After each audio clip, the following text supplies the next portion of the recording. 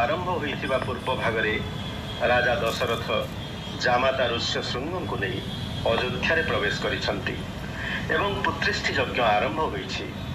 यज्ञ समाप्त हैला बेलकु होमकुंड रे आविर्भूत हेले विष्णु। वशिष्ठ ऋष्यशृंग प्रभृति अपलक नेत्र रे यज्ञ कुंड को प्रणाम कले। कहले हे प्रभु करुणा कर आपण वरुणालय अर्थात समुद्र सेठारे मकरादि सामुद्रिक जीव थिबा भली आपण शंख चक्र गदा पद्म धरि विराजंतु। आम नेत्र मीन सेथिरे निमज्जित हेउ। बोईद्वाल बा नाउरी रूपक दशरथ वांछा पूर्ण होई से रत्न लाभ करंतु।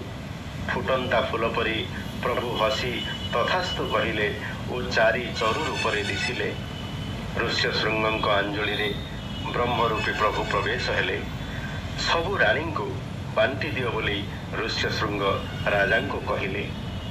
दशरथଙ୍କ रानी मानक मध्यरु 747 जन व्रत नकरी अछंती बोली कौशल्या और कैकेयी कहिले।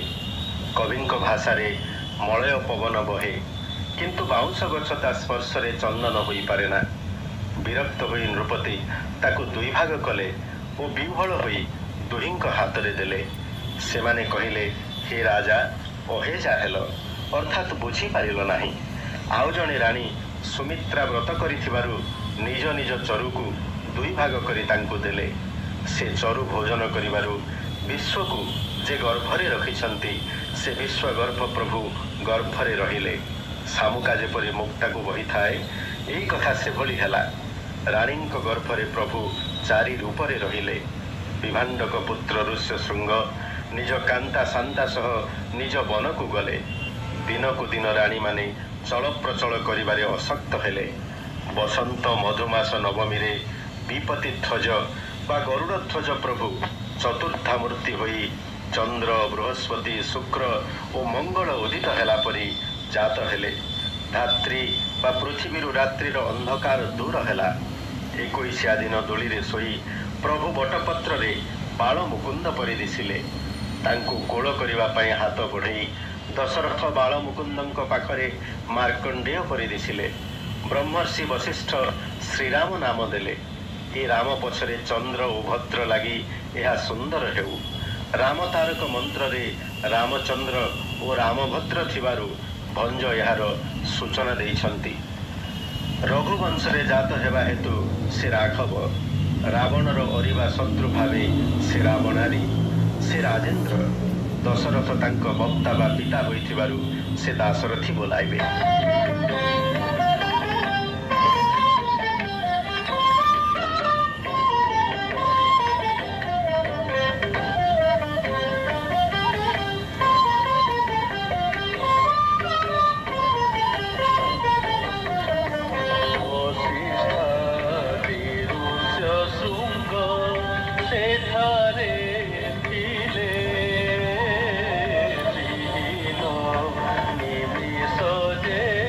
से